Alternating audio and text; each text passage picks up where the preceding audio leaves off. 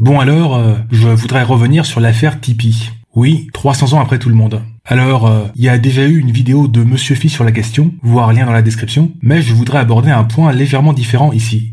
Donc, pour faire un rapide rappel, Tipeee, c'est une plateforme de financement participatif qui a notamment permis le financement du documentaire conspirationniste Hold Up, ce qui avait déjà fait grincer beaucoup de dents à l'époque. Ouais, surtout parmi ceux qui font des vidéos de type scepticisme/esprit critique, vu que ça ruine un petit peu tous leurs efforts, mais ce qui a déclenché un mini-scandale, ce sont de récentes déclarations des fondateurs de Tipeee qui ont affirmé qu'ils laisseraient passer n'importe quel projet sur leur plateforme, du moment que ce n'est pas contraire à la loi, voir dans la description. Suite à cela, de nombreux youtubeurs ont fait un petit public shaming de Tipeee, en affirmant que les plateformes de financement devaient prendre leurs responsabilités quant aux projets qu'elles acceptent. Et beaucoup ont invité leurs contributeurs à basculer sur la plateforme Utip, qui, contrairement à Tipeee, essaye d'avoir quelques critères. Et c'est une réaction qui m'a semblé plutôt saine, mais visiblement, beaucoup de gens ne sont pas de cet avis. Et beaucoup d'entre eux renvoient vers une vidéo de la youtubeuse Tatiana Ventose sur le sujet, lien dans la description, sur laquelle je vais donc m'appuyer, et notamment vers 13 minutes où elle énonce sa vision des choses. En gros, si on estime que certains discours sont indésirables dans l'espace public, comme cela semble être le cas de ces youtubeurs qui s'indignent, eh bien, il faut alors énoncer des critères précis qui permettraient de modifier la loi pour rendre ces discours illégaux. Autrement dit, si on trouve un discours indésirable, eh bien, si on veut être cohérent, il faut militer pour le rendre illégal. Et c'est une vision que je trouve très réductrice, mais qui est visiblement partagée par pas mal de gens. Et pourtant, il me semble que, déjà, c'est très loin de fonctionner comme ça en pratique, et de toute façon, ce ne serait pas viable de fonctionner comme ça. Je pense au contraire qu'il y a plein de choses que l'on peut considérer comme indésirables, sans pour autant souhaiter les rendre illégales. Et pour illustrer cela, je vais déterrer une autre shitstorm, le Gillettegate. Ouais, donc, il y a quelques années, la marque de rasoir Gillette avait fait un spot publicitaire un peu féministe, voire lien dans la description. Et cela a visiblement contrarié beaucoup de gens, comme le souligne le nombre de dislikes sur la vidéo. Et beaucoup ont annoncé que, suite à cette pub, ils n'achèteraient plus de rasoir Gillette. Voilà. Alors, personnellement, je trouve ce boycott assez navrant, mais, dans le principe, il n'y a rien de choquant. Je dirais même, je ne suis pas d'accord avec votre boycott tout pourri, mais je me battrai jusqu'à la mort pour que vous ayez le droit de ne pas acheter certaines marques de rasoirs. Oui, je suis un intellectuel engagé, comme Michel Onfray. Donc là, qu'est-ce qui se passe ? Il y a une entreprise privée qui participe à la diffusion de certaines idées, il y a des gens qui sont pas du tout contents face à ça, et ils tentent de faire pression sur cette entreprise à travers du public shaming et du boycott. Mais à aucun moment, il n'est question d'interdire ce discours féministe. Ils trouvent visiblement ce discours indésirable, dans le cadre d'une pub de rasoir en tout cas, et ils font pression sur les marques pour tenter de les dissuader de promouvoir ce discours.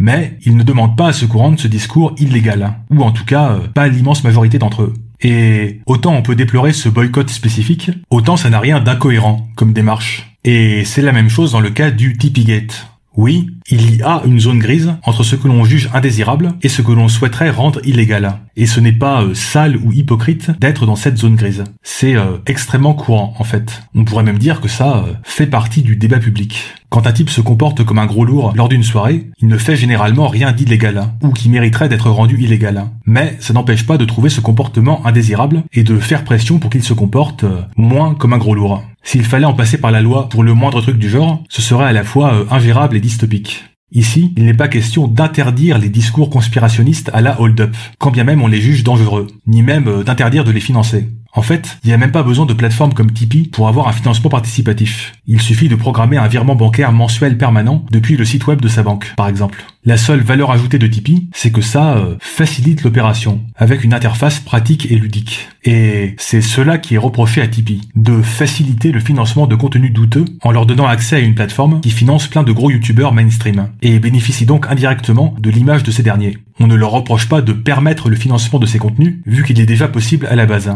C'est un peu comme quand l'algorithme de YouTube met activement en avant des vidéos anti-vax dans ses recommandations. Ouais, franchement les gars, fallait pas vous sentir obligé de faire ça.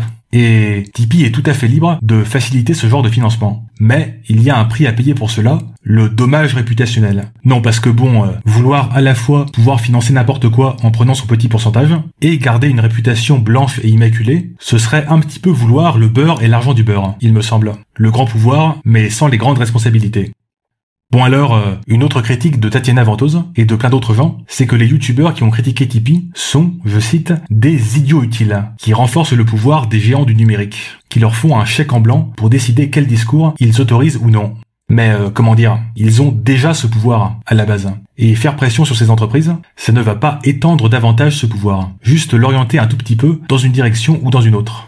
Il y en a beaucoup qui disent « Ah, vous applaudissez ces plateformes lorsqu'elles dégagent Hold Up ou Donald Trump, mais vous ferez moins les malins lorsque ce sera votre tour. » Mais là encore, on peut déjà se faire dégager par ces plateformes, dès aujourd'hui, pour peu qu'elles modifient leur politique. C'est justement pour ça que des gens font pression pour que ces plateformes adoptent une certaine politique plutôt qu'une autre.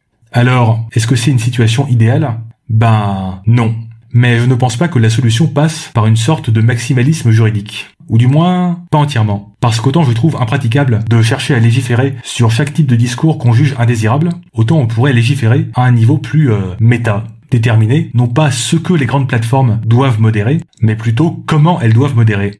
Par exemple, il pourrait y avoir des exigences de transparence sur la politique de modération, ou sur la manière dont la modération doit être organisée, ou sur le pourcentage minimal du chiffre d'affaires qui doit être alloué à la modération, pour éviter de se faire sucrer sa chaîne suite à une fausse manip d'un stagiaire dépressif qui bosse 14 heures par jour, par exemple, ou des droits de recours, si on estime avoir été suspendu injustement, ou encore une implication structurée du grand public dans la modération.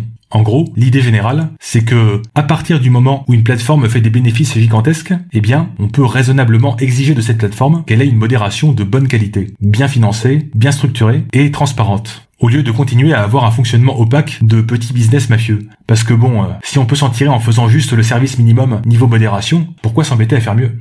Par exemple, un petit pas dans cette direction, c'est la récente décision de Facebook de créer une cour suprême interne pour trancher les cas les plus sensibles, voir lien dans la description, qui comporte notamment des journalistes, des juristes et des militants des droits de l'homme, de sensibilités politiques diverses. Bon, c'est très loin de résoudre tous les problèmes, mais c'est déjà un peu mieux que le fonctionnement complètement opaque qui y précédait. Et on pourrait aller beaucoup plus loin dans cette direction. Mais cela doit être un mode de fonctionnement adapté à ces plateformes, et à la vitesse de propagation de l'information.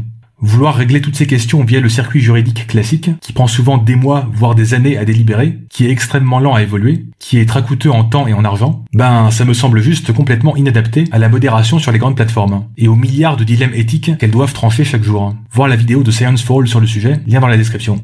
Bref, la censure privée qui s'adapte vaguement à la pression du public, c'est pas ouf. Mais ça reste préférable au réductionnisme juridique que semblent prôner certains. Et surtout, on peut viser beaucoup mieux que ça. Alors, que pensez-vous de tout ça? N'hésitez pas à le dire en commentaire.